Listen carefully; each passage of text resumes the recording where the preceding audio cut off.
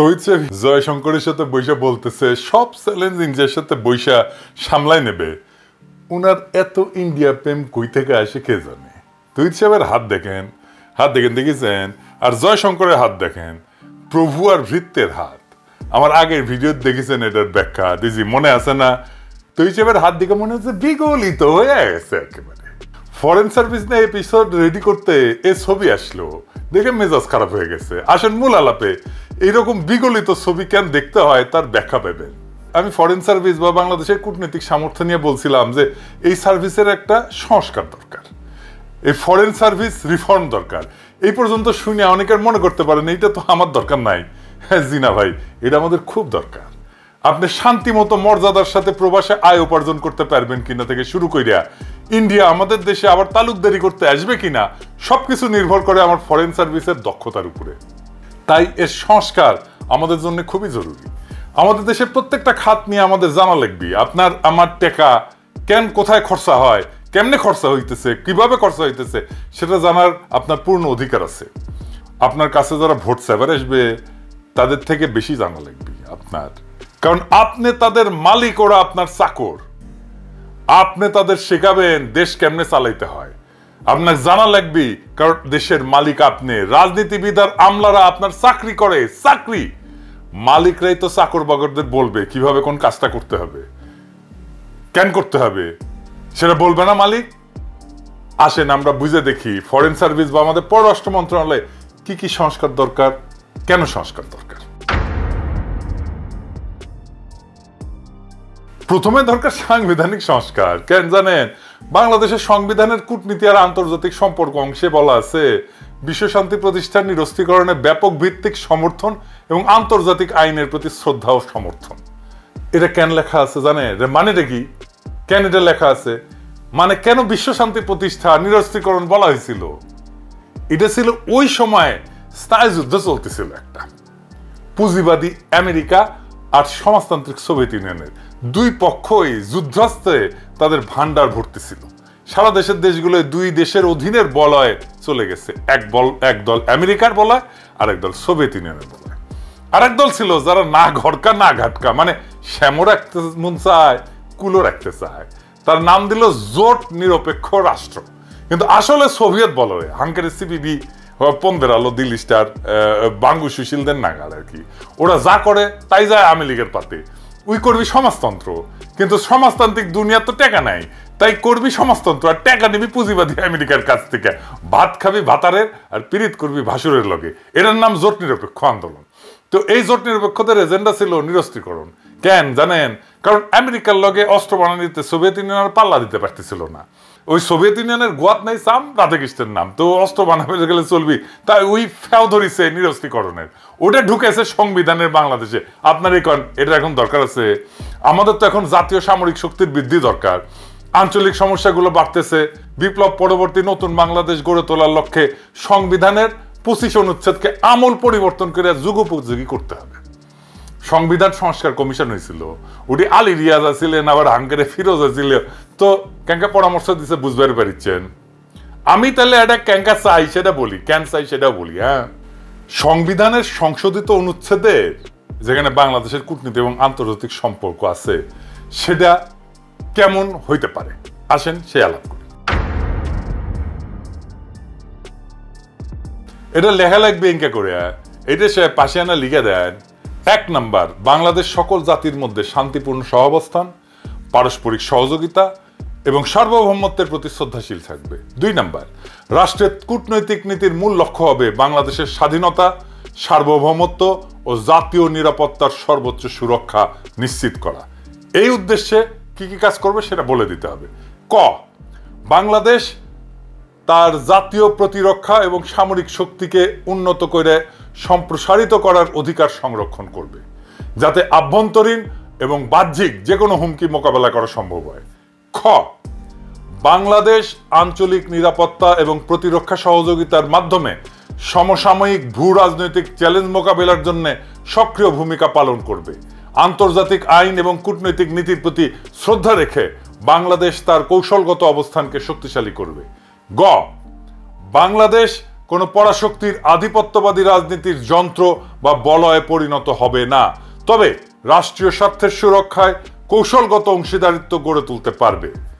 ঘ, বাংলাদেশ নিরস্ত্রীকরণ এবং বিশ্বশান্তির ধারণাকে সমর্থন করবে, তবে এটি জাতীয় নিরাপত্তা ও প্রতিরক্ষা সক্ষমতার সীমাবদ্ধতার কারণ হতে পারবে না। উ, বাংলাদেশ দক্ষিণ এশিয়ার একটি ভারসাম্যপূর্ণ এবং ন্যায়সঙ্গত শক্তি কাঠামো গঠনে ভূমিকা রাখবে, যাতে আঞ্চলিক নিরাপত্তা, অর্থনৈতিক উন্নয়ন এবং কৌশলগত স্থিতিশীলতা নিশ্চিত করা যায়। তো এই যে পরিবর্তনের কথা বললাম, এটা আসলে কি কারণে, এইটা একটু বুঝে দেখি। হ্যাঁ, 1 নম্বর কারণ হইতেছে যে নিরস্ত্রীকরণকে একপাক্ষিক আদর্শবাদ থেকে বের করে বাস্তববাদী জাতীয় নিরাপত্তার দৃষ্টিভঙ্গিতে রূপান্তর করার দরকার আছে। 2 নম্বর, বাংলাদেশের সামরিক শক্তি এবং প্রতিরক্ষা উন্নয়নের গুরুত্বকে স্বীকৃতি দেওয়া হয়েছে। 3 নম্বর, আঞ্চলিক কৌশলগত সহযোগিতা এবং শক্তি ভারসাম্যের উপরে গুরুত্ব আরোপ করা হয়েছে। 4 নম্বর, পরাশক্তির বলয়ের বাইরে থাকলেও কৌশলগত এবং অংশীদারিত্বের প্রয়োজনীয়তা স্বীকৃত হয়েছে। 5 নম্বর, দক্ষিণ এশিয়ায় বাংলাদেশের ভূ রাজনৈতিক অবস্থানকে শক্তিশালী করার দৃষ্টিভঙ্গি দেওয়া হয়েছে। এই সংস্কার বর্তমান বৈশ্বিক এবং আঞ্চলিক বাস্তবতার আলোকে বাংলাদেশকে একটা আত্মনির্ভরশীল, সামরিকভাবে শক্তিশালী এবং কৌশলগতভাবে বুদ্ধিদীপ্ত রাষ্ট্রে পরিণত করতে পারবে। আর কি, আর আইন প্রণয়ন করতে হবে। কি আইন, আসেন সেটা বুঝে দেখি। বাংলাদেশের পররাষ্ট্রনীতি নির্ধারণ এবং বাস্তবায়নে ডিপ্লোম্যাটিক সার্ভিসেস অ্যাক্ট প্রণয়ন করার প্রয়োজন। কেন প্রয়োজন? প্রথমত, গণতান্ত্রিক ব্যবস্থায় দেশের সরকার পরিচালনার রাজনৈতিক দল, জোট, এটা পরিবর্তন হয়ে থাকে, জানি তো আমরা। কিছুদিন পর পর পার্টি পাল্টায়, সরকারি দল পাল্টায়। কূটনীতি কিন্তু একটা দীর্ঘমেয়াদী এবং ধীর লয়ে বাস্তবায়ন হয়, এরকম একটা প্রক্রিয়া। এতে অন্য রাষ্ট্রের স্বার্থ এবং ইচ্ছাকেও আমলে নিতে হয়। তাই সরকার পরিবর্তনের সাথে সাথে পররাষ্ট্রনীতির যদি আমূল পরিবর্তন হয়, তাহলে বিভিন্ন দেশের সাথে চলমান কূটনৈতিক প্রক্রিয়াগুলো থেমে যায়। রাজনৈতিক দলগুলো দেশে যেভাবে রাষ্ট্র চালায়, রাষ্ট্র সাজায়, সরকার, আমলা, পুলিশ টুলিশ, প্রশাসন, সবকিছুতে বিচার ব্যবস্থা, সবকিছুতে লোক বদলায়, একইভাবে বিদেশেও একই কাজ করতে চায় সে। বিদেশি কি করে, বিদেশের মিশনগুলোকে কাজে লাগায় সরকারের যেটা দলীয় আদর্শ সেটা প্রচারের জন্য। এই আওয়ামী লীগের বিগত 15-16 বছরে বাংলাদেশের পররাষ্ট্রনীতির অন্যতম প্রধান লক্ষ্য ছিল হাসিনা, তার বাপ, তার দলকে মহিমান্বিত করা এবং ভারতের কাছে জনগণের স্বার্থ বিকায় দিয়া শেখ হাসিনার গদিকে সুসংহত করা। এই কাজ করতে যে আমাদের কূটনীতি স্বৈরাচারের প্রোপাগান্ডা মেশিনারি হিসেবে বিনা ভোটের নির্বাচন, নিশি ভোটের নির্বাচন, বিরোধী রাজনীতিক সহ সাধারণ মানুষকে হত্যা, গুম, সাজানো মামলায় গ্রেপ্তার করা, শ্রমিকের ন্যায্য অধিকার হরণ, সংবাদপত্র মিডিয়ার ত্রুটি চেপা ধরা, ডিজিটাল সিকিউরিটি অ্যাক্ট সহ হাসিনার সমস্ত গণবিরোধী, মানবতা বিরোধী অপরাধের ছাপাই গিয়ে গেছে 15 বছর ধরে এই আমাদের কূটনৈতিক সার্ভিস। বাংলাদেশের পররাষ্ট্রনীতি যেন আর কোন শাসকের, জালেমের, ফ্যাসিবাদী শক্তির মুখপত্রে পরিণত হইতে না পারে, এই জন্য অতি শীঘ্রই বাংলাদেশ ডিপ্লোম্যাটিক সার্ভিসেস অ্যাক্ট প্রণয়ন করা প্রয়োজন। এই আইন না হইলে বাংলাদেশের পররাষ্ট্র সার্ভিসকে আবারও কোনো না কোনো ফ্যাসিবাদী শক্তির মাউথপিস হিসেবে ব্যবহার করার চেষ্টা চালাবে নিশ্চিত, এবং করেও ফেলবে।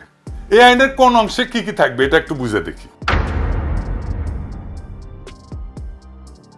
প্রথম অংশে থাকবে পররাষ্ট্রনীতির লক্ষ্য, অভিষ্ট এবং মৌলিক নীতিমালাগুলো।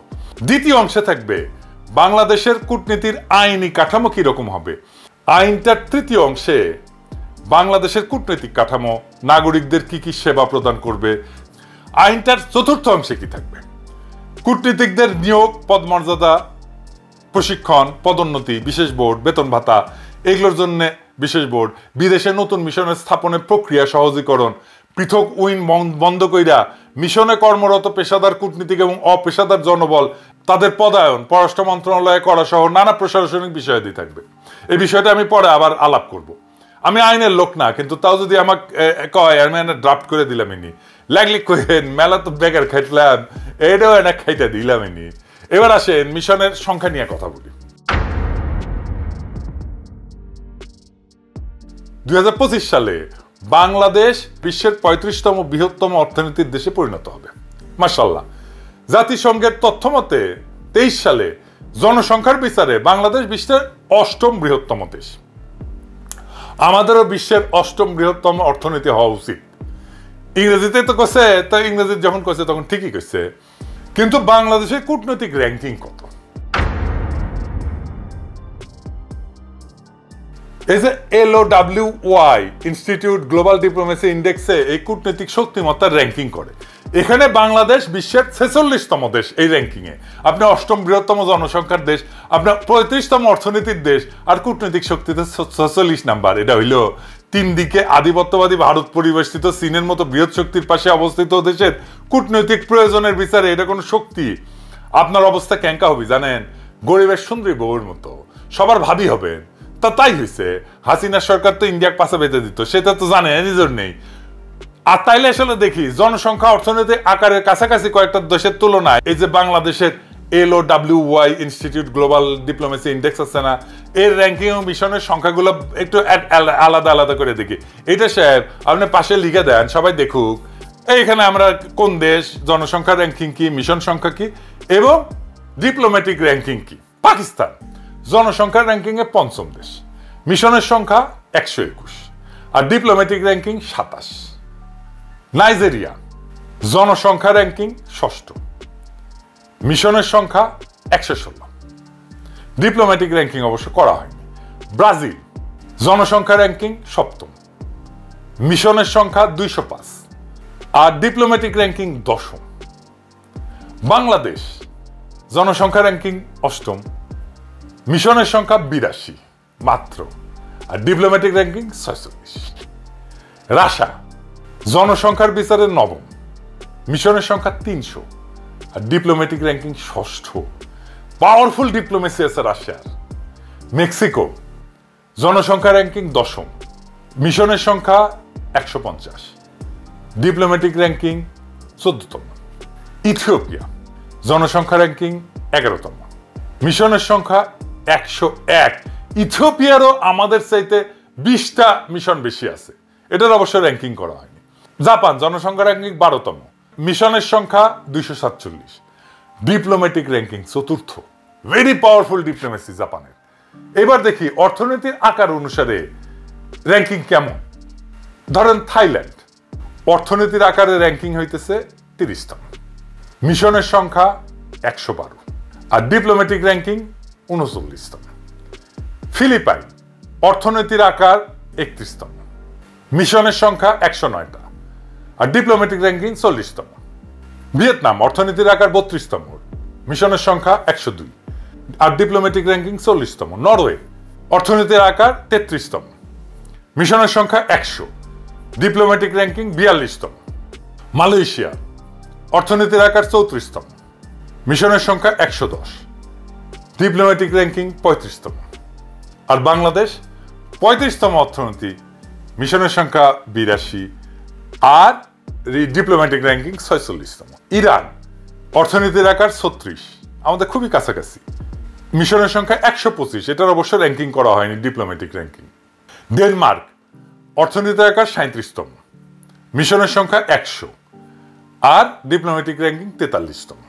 এবার আসেন প্রতিবেশী দেশগুলোর সাথে আর একটু তুলনা করি, মানে জনসংখ্যার বিচারে অর্থনীতির আকার, জিডিপির আকারে অর্থনীতি, জিডিপির আন্তর্জাতিক বাণিজ্য নির্ভরতা 2021 সালের ডেটা অনুসারে, প্রবাসী নাগরিকের সংখ্যা, মিশন সংখ্যা।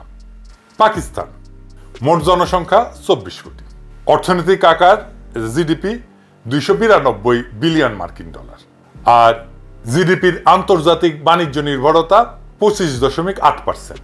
প্রবাসী নাগরিকের সংখ্যা 76 লক্ষ, মিশন সংখ্যা 121, আমরা আগে দেখছি।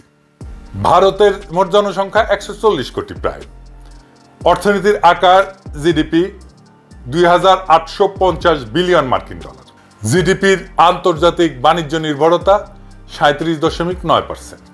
প্রবাসী নাগরিকের সংখ্যা 1,80 লক্ষ, মিশন সংখ্যা 202। বাংলাদেশের মোট জনসংখ্যা আমরা জানি যে প্রায় 17 কোটি, আমাদের অর্থনীতির আকার 446 বিলিয়ন মার্কিন ডলার, জিডিপির আন্তর্জাতিক বাণিজ্য নির্ভরতা অনেক বেশি 35.3%। প্রবাসী নাগরিকের সংখ্যা 74 লক্ষ, মিশন সংখ্যা 82। পাকিস্তানের ইকোনমি আমার প্রায় অর্ধেক, তাও তার মিশনের সংখ্যা আমাদের 1.5 গুণ। জনসংখ্যা এবং অর্থনৈতিক গুরুত্ব এবং প্রয়োজনীয়তা বিবেচনায় 2025 সালের মধ্যেই বাংলাদেশে বৈদেশিক মিশনের সংখ্যা 120টাতে উন্নীত করা জরুরি। তো আমরা অনেকে মনে করি যে বিদেশে যে মিশন টিশন আছে তারা শুধু খরচা করে, আয় হয় না, মানে এগুলা খরচার খাত, এটা ফাউল কথা। আমরা যেমন রেমিটেন্স পাঠাই, তেমনি আমাদের মিশনগুলোও রেমিটেন্স পাঠায়, বাংলাদেশে আয় করে, বিদেশে ডলারে আয় করে। এইবার আসেন বিদেশে বাংলাদেশে একটা ছোট আকারে মিশনের বার্ষিক ব্যয় কত একটু দেখি। এটা পররাষ্ট্র মন্ত্রণালয়ের বাজেট বই দেখলে বোঝা যায় যে মিশনের ব্যয় বরাদ্দ 5 থেকে 6 কোটি টাকা বছরে, যা আবার প্রকৃত ব্যয় হচ্ছে 4.5 থেকে 5 কোটি টাকার মতো। কূটনৈতিক যোগাযোগ বৃদ্ধি, বাণিজ্য বৃদ্ধি, এই সমস্ত বিবেচনায় বার্ষিক খরচের রিটার্ন অনেক গুণ বেশি। বাংলাদেশে কয়েকটা নতুন মিশন করছে, এর উপরে একটা ছোট্ট একটা আমি তথ্য দিই, আপনারা একটু বুঝে দেখেন যে মিশন করলে আমাদের লাভ আছে না ক্ষতি, এটা খরচা কিনা। ধরেন এই যে ব্রাজিলের রাজধানী, এখানে মিশন স্থাপনের আগে রপ্তানি ছিল 110 মিলিয়ন মার্কিন ডলার। মিশন স্থাপনের পরে রপ্তানি হয়েছে 179 মিলিয়ন মার্কিন ডলার। রপ্তানি বৃদ্ধি কত হয়েছে? প্রায় 593 কোটি টাকা। খরচা কত মিশনের? প্রায় 8.5 কোটি টাকার মতো। মিশন খোলার পরে চুক্তি হয়েছে কয়টা? 4টা চুক্তি হয়েছে। যা বাজেট খরচা যেটা, তার তুলনায় আয় বৃদ্ধি কত? 6,839%। 6,839%।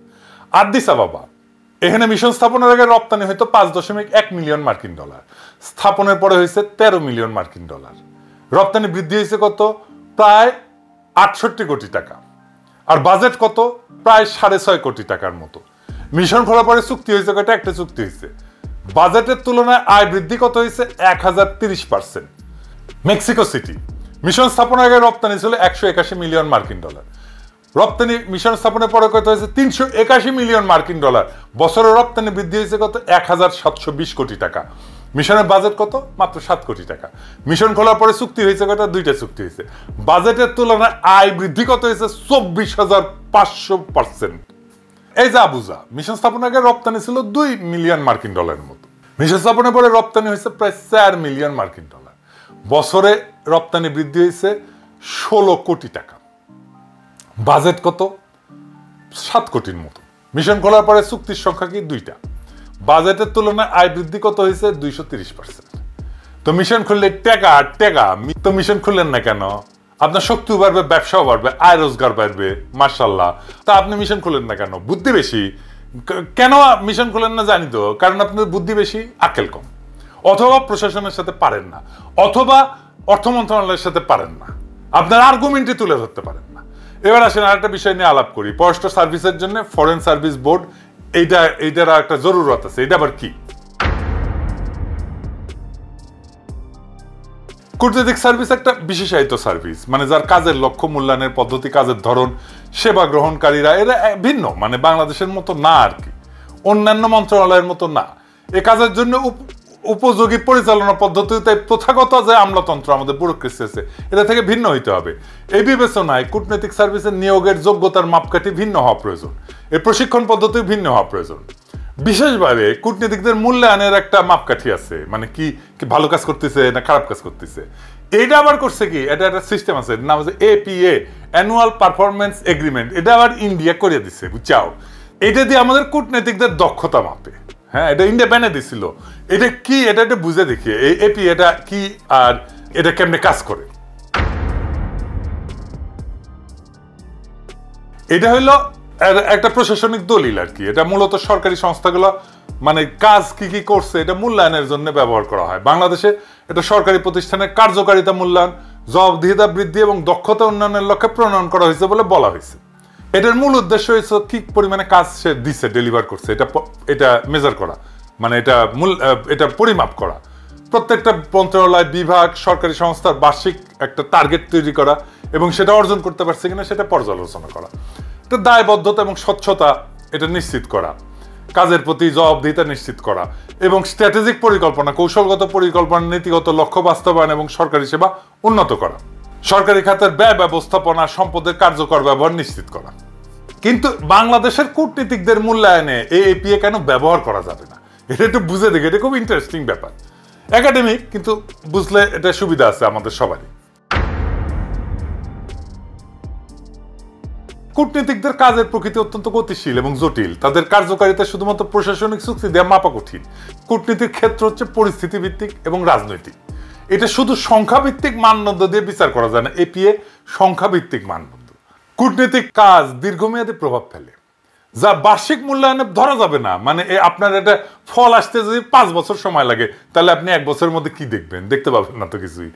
দ্বিপাক্ষিক এবং বহুপাক্ষিক সম্পর্ক, বিদেশি লবিং, প্রভাবশালী রাষ্ট্রের সাথে নীতিগত বোঝাপড়া, এগুলো সরাসরি এপিএতে দেখাই যায় না। এটাই আসলে কূটনৈতিক সার্ভিসের মূল কাজ। তাহলে আপনি এপিএ দিয়ে করবেন কি এদের জন্য? এটা ছাড়াও সরকারের কিন্তু একটা ওভারঅল হাসিনার আমলে ভারতীয় পরামর্শ এপিএ ছাড়াও এনআইএস বলে একটা জিনিস তৈরি করছে। এটা একটা হাস্যকর পদ্ধতি। এনআইএস দিয়া কোন মন্ত্রণালয় কত ভালো কাজ করতেছে, কত দক্ষ, সেটা বের করা হয়। কিন্তু ইন্টারেস্টিং হয়েছে, এনআইএস দিয়ে যে সমস্ত মন্ত্রণালয়কে দক্ষ বলে বলা হয়েছে, সেগুলোই হইতেছে সবচেয়ে দুর্নীতিগ্রস্ত এবং সবচেয়ে অদক্ষ মন্ত্রণালয়। আসলে এটা বুঝে দেখে এটা কিরকম। বাস্তবে যে সমস্ত মন্ত্রণালয় সবচেয়ে দুর্নীতিগ্রস্ত এবং অদক্ষ, তারাই এই যে মূল্যায়ন পদ্ধতি, এই যে এনআইএস আর এপিএ বললাম, এতে শ্রেষ্ঠ মন্ত্রণালয় হিসেবে স্বীকৃতি পাইছে। এটাতে কৃত্রিমভাবে সাজানো রিপোর্টের মাধ্যমে প্রশাসনকে দক্ষ এবং দুর্নীতিমুক্ত দেখানোর চেষ্টা করা হয়। বাস্তবে জনগণের সেবা নিশ্চিত করতে এই পদ্ধতিগুলা কোনো কার্যকর পরিবর্তন আনতে পারেনি। দুর্নীতির জন্য কুখ্যাত মন্ত্রণালয়গুলো বারবার শ্রেষ্ঠত্বের পুরস্কার পাইছে। আমি উদাহরণ দিই, সড়ক পরিবহন সেতু মন্ত্রণালয়, মানে যেটা ওই যে কাউয়া কাউয়া ওই কাউয়া আসছে, কাউয়া এটা সাহেব কাউয়ার সাউন্ড দেন অনেকদিন পরে, জোরে দেন, আরো জোরে হচ্ছে। হ্যাঁ, তো এইখানে তারা কিভাবে কাজ করছে, কি দুর্নীতি করছে আমরা তো জানি। আর কি গৃহায়ন এবং গণপূর্ত মন্ত্রণালয়, হ্যাঁ, সরকারি ভবন নির্মাণ উন্নয়নে, এটা সাধারণ ঘটনা তো দুর্নীতিতে। শিক্ষা মন্ত্রণালয়, যেখানে প্রস্তভাস, নিয়োগে দুর্নীতি এবং শিক্ষা খাতের মানের যে অবনতি ঘটছে, সেটা তো এই শিক্ষা মন্ত্রণালয় দীপুমণি করছে, তাই না? সেটা নাকি বেস্ট পারফর্মিং মন্ত্রণালয়। তাহলে চিন্তা কর। স্বাস্থ্য মন্ত্রণালয় কি হয়েছে এটা তো আমরা জানি, এখনো স্বাস্থ্য মন্ত্রণালয় সেইটার জন্য ঢুকতেছে। এই এপিআর এনআইএস এটা জনগণের সাথে প্রতারণা করে এক ধরনের ব্র্যান্ডিং টুল। এটা ব্যর্থ, অপ্রাসঙ্গিক। প্রকৃত জবাবদিহিতা, সুশাসন এবং দুর্নীতির বিরুদ্ধে কঠোর ব্যবস্থা নেওয়ার জন্য নতুন কার্যকর বাস্তবসম্মত মূল্যায়ন পদ্ধতি দরকার। আপনারাই বলেন যে সড়ক, গণপূর্ত, স্বাস্থ্য, শিক্ষা যদি সেরা মন্ত্রণালয়ের সার্টিফিকেট পায়, তাহলে ইন্ডিয়া আমাদের কেমন চাপা ম্যাট দিতেছিল তাদের একটা সিস্টেম করে দিয়া। এনআইএস আর এপিএ কিন্তু ইন্ডিয়া করে দিছে, বুঝছেন? আমাদের ব্যুরোক্রেসিও তারা এইভাবে খোড়া করে দিছিল। কূটনীতিকদের পদোন্নতি এই সমস্ত মূল্যায়নের নিরীক্ষা হওয়া উচিত না। সবচেয়ে ভয়ানক যে জুলুম হাসিনা সরকার পররাষ্ট্র সার্ভিসের সাথে করছে, তা হইল নিষেধাজ্ঞার ভোটের কারিগর অ্যাডমিন ক্যাডারদের অধীনে পররাষ্ট্র সার্ভিসের পদোন্নতির ব্যবস্থা করে দিচ্ছে। চিন্তা করেন, যেখানে পররাষ্ট্র সার্ভিসের পদ শূন্য থাকার পরও পদোন্নতি দেওয়া হয়নি, হাস্যকর সব অজুহাত দেখায়, সেখানে ভোট চুরির কারিগরেরা পদ শূন্য না থাকলেও পদের চেয়ে দ্বিগুণ 3 গুণ সংখ্যায় পদোন্নতি পেয়েছে। এটা হাস্যকর অজুহাত বলি। অ্যাডমিন ক্যাডারের একই ব্যাচের অফিসারদের পদোন্নতি হয়নি বলে পররাষ্ট্র ক্যাডারের পদ শূন্য থাকলেও তাদেরকে পদোন্নতি দেওয়া হয়নি 2-3 বছর ধরে। আমি আগের এক এপিসোডে এই কথা বলছিলাম। কাজেই পররাষ্ট্র সার্ভিসের পদোন্নতি ফরেন সার্ভিস বোর্ডের মাধ্যমে হইতে হবে। আর্মির পদোন্নতি যেভাবে হয় আর্মির বোর্ডের মাধ্যমে, তাদের বিশেষ ভাতাদি, সন্তানদের লেখাপড়ার খরচ, মেডিকেল, বিশেষায়িত দক্ষতা সম্পন্ন বাইরের কাউকে মিশন, পররাষ্ট্র মন্ত্রণালয়ে সাময়িকভাবে যে প্রেষণ করা হবে, সেই পদায়নের প্রক্রিয়া, রাষ্ট্রদূত, সিনিয়র পদগুলোতে পদায়নের ক্ষেত্রে এই বোর্ড সুপারিশ করবে। আর কিছু উইং আছে, এগুলো আসলে বন্ধ করে দেওয়া উচিত। বিদেশে মিশনগুলোতে বাণিজ্য, প্রবাসী কল্যাণ, স্বরাষ্ট্র, ইকোনমিক, এগুলো বিভিন্ন মন্ত্রণালয়ের জনবল কাজ করতেছে। সমস্যা সেটা না। কোন মিশনে বিশেষায়িত লোকবল প্রয়োজন হইলে পররাষ্ট্র মন্ত্রণালয় চাহিদার ভিত্তিতে পররাষ্ট্র মন্ত্রণালয়ের মাধ্যমে প্রেষণে ডেপুটেশনের লোক পাঠানো যাইতেই পারে। সমস্যা অন্য জায়গায়। সমস্যা হলে এই উইংগুলো স্থাপন করা হয় বেশিরভাগ ক্ষেত্রে পররাষ্ট্র মন্ত্রণালয়ের কোনো অনুমতিই নেওয়া হয় না। মানে চিন্তা করে, যারা কাজ করতেছে, যাদের সাথে তাকে কাজ করবে, তাদের আসলে প্রয়োজন আছে কিনা সেটা জানার প্রয়োজন মনে করে না। মানে এখন লোক পাঠানো লাগবে, এটা বিদেশের প্রশাসন ক্যাডার এইরকম জাউরমি করে এরা। তো অনুমতি ছাড়া যেগুলো খোলা হয়েছে পররাষ্ট্র মন্ত্রণালয়, যেমন সুইজারল্যান্ডে লেবার উইং, কায়রোতে লেবার উইং, ইতালিতে ডিফেন্স উইং, অস্ট্রেলিয়াতে লেবার উইং, এগুলো খুলছে পররাষ্ট্র মন্ত্রণালয়ের সাথে কোনো আলোচনা ছাড়াই। পশ্চিমা দেশগুলোতে বাংলাদেশের অদক্ষ, সীমিত দক্ষতা সম্পন্ন লোকদেরকে মধ্যপ্রাচ্য বা মালয়েশিয়ার মতো চুক্তিভিত্তিক নিয়োগ দেওয়া সম্ভব না জেনেও কেবলমাত্র বিশাল সাইজের অ্যাডমিন ক্যাডারের লোকদেরকে জায়গা দেওয়ার জন্য আর সচিব, মন্ত্রী, আমলাদেরকে প্রোটোকল দেওয়ার জন্য এই সমস্ত অপ্রয়োজনীয় উইং খোলা হয়েছে। মধ্যপ্রাচ্যে বাংলাদেশি কর্মী ভাইরা বেশি সংখ্যায় থাকলেও আরামায়েশের জন্য লেবার উইং, পাসপোর্ট উইং, এসব উইং খোলা হয়েছে ইউরোপ, আমেরিকা, অস্ট্রেলিয়া। কি মজা। এবার আসেন পাসপোর্ট উইং নিয়ে যখন আন্তর্জাতিক সিভিল এভিয়েশনের জন্য এমআরপি বাধ্যতামূলক করা হইল, তখন পররাষ্ট্র মন্ত্রণালয় চাইছে পাসপোর্ট অধিদপ্তর থেকে পাসপোর্টের কাজে দক্ষ, অভিজ্ঞ, নন ক্যাডার জনবল, কিন্তু অ্যাডমিন ক্যাডার ওই দেখছে এটা তো মৌকা পাওয়া গেছে, নিজেদের বিদেশে পোস্টিং এর সুযোগ পাওয়া গেছে। পররাষ্ট্র মন্ত্রণালয়ের মতামতের বাইরে যায় বিভিন্ন দেশে পাসপোর্ট উইং খোলা হয়েছে, সেখানে প্রায় সব অফিসার অ্যাডমিন ক্যাডার নিয়োগ দিছে। কেন রে ভাই? অবিলম্বে এই সমস্ত উইং বন্ধ করে পররাষ্ট্র মন্ত্রণালয়ের মতামত অনুযায়ী মিশনে কাজের পরিধি এবং প্রয়োজনীয়তা অনুযায়ী পাসপোর্ট কাজের দক্ষ পাসপোর্ট অধিদপ্তরের লোকবল দিতে হবে। লেবার উইংগুলো বন্ধ করে যেখানে প্রয়োজন আছে সেখানে শুধুমাত্র পররাষ্ট্র মন্ত্রণালয়ের মতামত অনুযায়ী আন্তর্জাতিক শ্রম আইনের দক্ষ, সেবার মানসিকতা আছে এরকম অ্যাটাশে নিয়োগ দেওয়া যেতে পারে, খরচও কমবে। এবার আসেন উইঙ্গার সাংগঠনিক নিজেদের জন্য মজার কি ব্যবস্থা করে নিয়েছে প্রশাসন ক্যাডার। প্রত্যেকটা উইং এর জন্য আছে আলাদা গাড়ি, আলাদা ড্রাইভার, আলাদা ব্যক্তিগত কর্মকর্তা, আলাদা অফিস, এগুলা স্ব মন্ত্রণালয়ের আন্ডারে পৃথক বাজেট। এই জন্য মিশনের মধ্যে আর একটা আলাদা অফিস, অনেকগুলো মিশন। এই সমস্ত কর্মকর্তাদের এসিআর, কাউন্টার সাইন বা প্রতি স্বাক্ষর করে স্ব মন্ত্রণালয়ের সচিব। বাংলাদেশের সমগ্র বৈদেশিক সম্পর্ক দেখার দায়িত্ব যাদের, তাদেরকে বাইপাস কইরা ওই সমস্ত সচিব সরাসরি কাজ করে তাদের উইং এর সাথে। এটা কোনো কথা? কেমন করে কাজ করছে বাংলাদেশের পররাষ্ট্র দপ্তর এবং কেমন ভালসুন পররাষ্ট্রমন্ত্রী ছিল সবসময়। দেশের কূটনৈতিক প্রয়োজনে পররাষ্ট্র ক্যাডারের বাইরে বিশেষায়িত লোকজন প্রয়োজন। এই প্রয়োজন একটা মিশনের মধ্যে আরো কতকগুলো স্বতন্ত্র প্রশাসনিক সাংগঠনিক কাঠামো গঠন করে কেন করতে হবে রে ভাই? কেন প্রশাসন ক্যাডারের জুনিয়র কর্মকর্তারা বিদেশে গাড়ি বিলাস করবে? দেশে যেভাবে লয় লস্কর সহ আরামাইশে থাকে, সেভাবে বিদেশেও বউ বাচ্চার প্রয়োজনে গাড়ির ব্যয় কেন দেশের গরিব মানুষ দেবে? আর মজা হইলো, দেশে যে বিশেষভাবে গাড়ির মালিক হয়ে যায় তার সেই গাড়ির জন্য আবার বিদেশে বসেও রক্ষণাবেক্ষণ বাবদ টাকা তোলে। বুঝছাও, একদিকে দেশে গাড়ি উবারে দেয় অথবা আত্মীয় স্বজনের কাছে বর্গা দেয়, আবার বিদেশের সরকারি খরচে গাড়ি হাঁকায়, দেশের ভাড়াঘাটা গাড়ির ব্যয় বাবদ তোলে, আবার রাতের ভোটের কারিগরদের খুশি করার জন্য কি ব্যবস্থাই না করছে হাসিনা। আমাদের সুনির্দিষ্ট প্রস্তাব হইল বৈদেশিক সম্পর্কের পুরোটার দায় দায়িত্ব পররাষ্ট্র মন্ত্রণালয়কে দিতে হবে। এটা খুবই ন্যায্য চাওয়া। মিশন হবে একটা মাত্র প্রশাসনিক ইউনিট, সেখানে কূটনৈতিক ছাড়াও বিশেষায়িত দক্ষতা সম্পন্ন অ্যাটাশে থাকবে। অন্য সার্ভিস হলে প্রেশনের মাধ্যমে, ডেপুটেশনের মাধ্যমে পররাষ্ট্র মন্ত্রণালয়ে চাকরি স্থানান্তর কইরা, আর সার্ভিসের বাইরের লোক হইলা পররাষ্ট্র মন্ত্রণালয়ের প্রয়োজন সাপেক্ষে চুক্তিভিত্তিক নিয়োগ দিবে। কিন্তু বিশেষায়িত এই সমস্ত নিয়োগ পুরোটাই হবে অস্থায়ী ভিত্তিতে, প্রয়োজনীয়তা এবং দক্ষতার বিচারে। কোনো উইং থাকতে পারবে না। মিশন হবে একক ইউনিট। ফিল্ডে যেভাবে ক্যাডার দ্বন্দ্ব ক্যাজাল ইগল লড়াই লাগায়, সেইটা আবার মিশনে হইতে দেওয়া যাবে না। এমনিতে এই মিশনের লোক বল কম, তাও যদি এই সমস্ত ফালতু কাজে ব্যস্ত থাকে তাহলে কাজ কিভাবে হবে? তাই এই উইং প্রথা বন্ধ করে দিতে হবে মেহরবানি করে, আজই এখনই। মিশনে বিশেষায়িত দক্ষতার লোকজন অ্যাটাশে হিসেবে আসবেন, কিন্তু তা আসবেন পররাষ্ট্র মন্ত্রণালয়ের মাধ্যমে।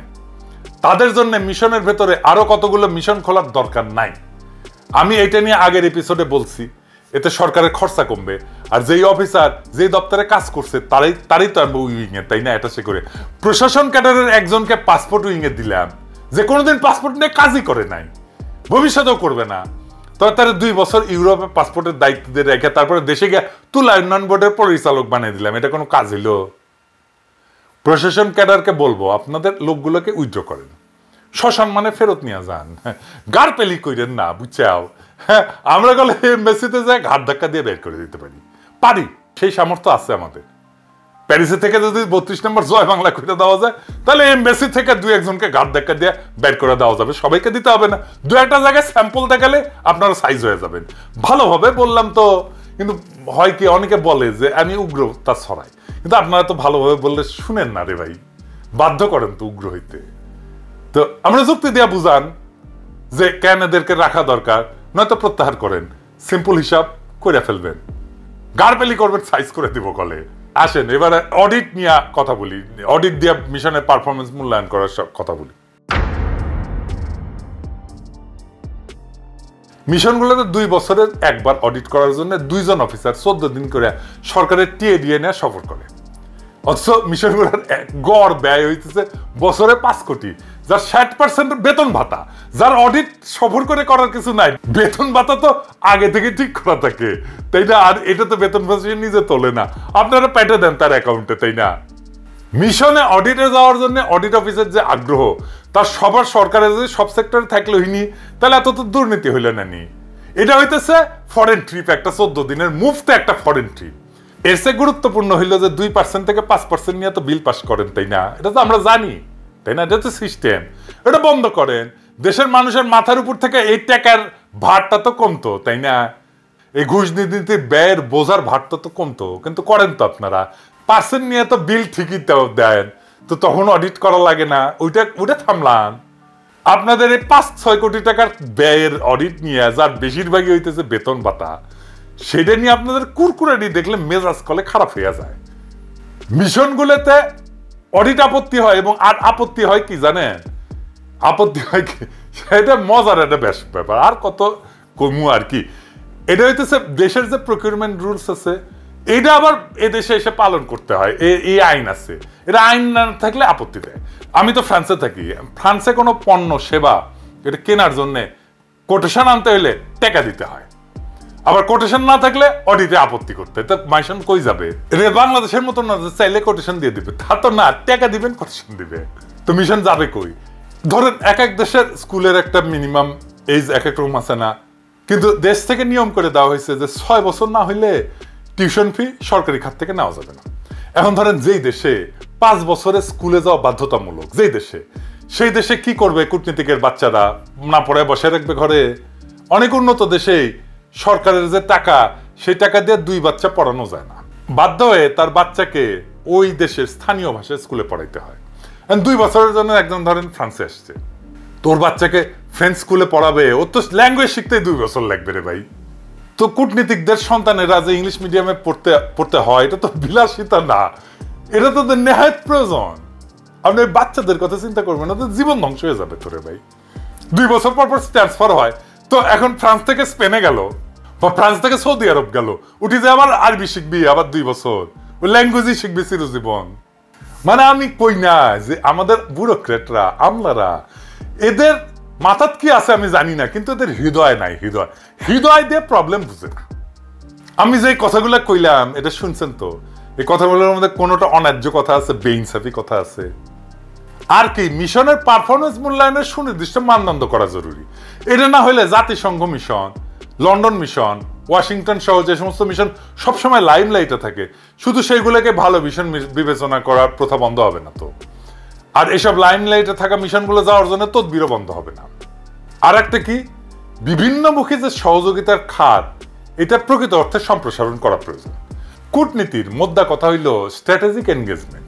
বাংলাদেশের পররাষ্ট্রনীতিকে ভারতমুখিতার বাইরে নিতে হইলে সবার আগে প্রয়োজন সব গুরুত্বপূর্ণ দেশের সাথে বহুমুখী এনগেজমেন্ট, বহুমুখী সম্পর্ক।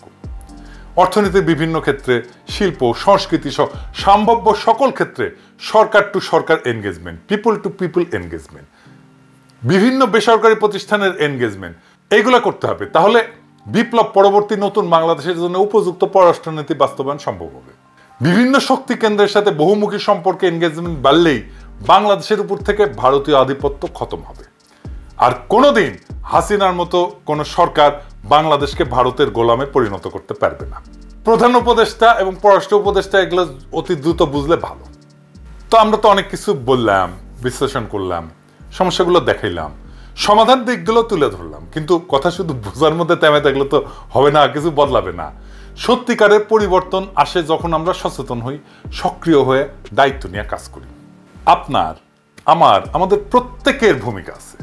এই দেশ তো আমাদেরই, তাই না? এই রাষ্ট্র আমাদের, এর ভবিষ্যৎও আমাদের। কেবল অভিযোগ করে থেমে থাকলে তো কিছু বদলাবে না। আমাদের জানতে হবে, বুঝতে হবে, প্রশ্ন করতে হবে, আর প্রয়োজনে দৃঢ়ভাবে দাবি তুলতে হবে। একটা শক্তিশালী পররাষ্ট্রনীতি, দক্ষ কূটনৈতিক সার্ভিস আর ন্যায় ভিত্তিক প্রশাসন গড়ে তোলার লড়াই শুধু কোনো একক ব্যক্তির দায়িত্ব না, এটা পুরো জাতির সংগ্রাম। এই জন্যে আমরা এই সংগ্রামের পথে নামছি এবং সবাইকে বুঝাই, আসেন সবাই মিলে একটা আত্মনির্ভরশীল, সম্মানজনক, শক্তিশালী বাংলাদেশ গড়ে তুলি। শেখ হাসিনার আইনেই বিচার চায় বিএনপি। শেখ হাসিনার আইনেই তার বিচার দেখতে চায় বিএনপি। এজন্য মানবতা বিরোধী অপরাধে বিচারে শেখ হাসিনাকে যুক্ত করার বিধান বহাল রাখতে সংবিধান সংস্কার কমিশনে সুপারিশ করেছে জাতীয়তাবাদী দলটি। পাশাপাশি মানবতা বিরোধী অপরাধে সাজাপ্রাপ্ত ভোটার হতে পারবে না বলে যে বিধান শেখ হাসিনা সংবিধানে অন্তর্ভুক্ত করেছিলেন সেটাও পরিবর্তন না করার কথা বলছেন তারা। কমিশনে দেয়া প্রস্তাবে বিএনপি বলছে জুলাই গণহত্যার বিচারের জন্য এ বিধান বহাল রাখতে হবে। অবশ্য সংবিধান সংস্কার কমিশন এ বিষয়ে সুনির্দিষ্ট কোনো সুপারিশ করেনি। তাদের অভিমত কোনো বিষয়ে সুপারিশ না করার অর্থ হচ্ছে তারা বিদ্যমান বিধানকে যৌক্তিক মনে করছে। শেখ হাসিনার প্রণীত বিধানগুলো বিএনপি সংবিধানে বহাল রাখার কথা বললেও যে দলটির শীর্ষ নেতাদের বিচারের টার্গেট করে সংবিধানে ওই বিধানগুলো যুক্ত করা হয়, সেই জামাতে ইসলামী তার প্রস্তাবে এগুলো বাতিল সুপারিশ করেছে। অবশ্য দলটির সুপারিশে আন্তর্জাতিক অপরাধ ট্রাইব্যুনালে সাজাপ্রাপ্তদের মৌলিক অধিকার না রাখার কথা বলা হয়েছে। অধ্যাপক আলী রিয়াজের নেতৃত্বাধীন সংবিধান সংস্কার কমিশনের বিস্তারিত প্রতিবেদন পর্যালোচনা করে এসব তথ্য পাওয়া গেছে। সংবিধান সংস্কার কমিশন গত 15ই জানুয়ারি সরকারের কাছে প্রতিবেদন জমা দেয়। ওই দিনেই কমিশনের সুপারিশের সারসংক্ষেপ ওয়েবসাইটে আপলোড করা হয়। পরে 8ই ফেব্রুয়ারি সংবিধান সংস্কার কমিশন সহ 6টি কমিশন তাদের বিস্তারিত প্রতিবেদন প্রকাশ করে। সংবিধান সংস্কার কমিশন 5 খণ্ডে প্রতিবেদন প্রকাশ করেছে। বিএনপি গত বছরের 25শে নভেম্বর সংস্কার কমিশনের কাছে 11 পৃষ্ঠার লিখিত প্রস্তাব দেয়। সংবিধান সংস্কার কমিশন তার সুপারিশ প্রণয়নে কোনো রাজনৈতিক দলের সঙ্গে মত বিনিময় না করলেও দলগুলোকে চিঠি দিয়ে লিখিত মতামত নিয়েছে। দলগুলো যেসব মতামত দিয়েছে তার সুপারিশের 5ম খণ্ডে হুবহু তুলে ধরেছে। পাশাপাশি 3য় খণ্ডে দলগুলোর সুপারিশের তুলনামূলক চিত্র প্রকাশ করেছে। রাজনৈতিক দলগুলোর মতামতের সারাংশে কমিশন বলছে, কমিশন মোট 27টি রাজনৈতিক দল ও 3টি জোটের কাছে লিখিত মতামত চেয়ে চিঠি দেয়। 19শে ডিসেম্বর পর্যন্ত 25টি রাজনৈতিক দল এবং 3টি জোটের লিখিত মতামত দেয়। যেসব রাজনৈতিক দল ও জোট জুলাই আগস্টে ছাত্র জনতার অভ্যুত্থানের সময় সক্রিয় হত্যাকাণ্ডে যুক্ত থেকেছেন, প্রত্যক্ষ ও পরোক্ষভাবে হত্যাকাণ্ড ও নিরূপণের সমর্থন করেছেন, ফ্যাসিবাদী কার্যক্রমকে বৈধতা দিতে সাহায্য করেছেন, কমিশন সে সকল দল ও জোটকে সংস্কার প্রস্তাবের সুপারিশ তৈরিতে যুক্ত করেনি। বিএনপি তার সুপারিশে 2011 সালে তত্ত্বাবধায়ক সরকার বাতিল সহ বেশ কিছু বিষয়ে পরিবর্তন এনে আওয়ামী লীগ সরকারের সংবিধান যে পঞ্চদশ সংশোধনী এনেছিল তার কিছু কিছু বাতিলের সুপারিশ করেছে। অপরদিকে মানবতা বিরোধী অপরাধের বিচার সংক্রান্ত সংবিধানের 47(3) সংসদ সদস্যদের যোগ্যতা বিষয়ক 66 এবং ভোটার তালিকা অন্তর্ভুক্ত সংক্রান্ত 122টি অনুচ্ছেদ সহ পঞ্চদশ সংশোধনীর বেশ কিছু সংশোধন বহাল রাখার সুপারিশ করেছেন। দলটি জুলাই গণহত্যা 2024-এর বিচারের সাথে এ প্রস্তাব দিয়েছেন বলে কমিশন জানিয়েছে। সম্মানিত প্রিয় দর্শক, ভিডিওটি সম্পর্কে আপনাদের মহামূল্যবান মতামত কমেন্ট করে জানিয়ে দিন। সবাই সুস্থ থাকুন, ভালো থাকুন। আসসালামু আলাইকুম।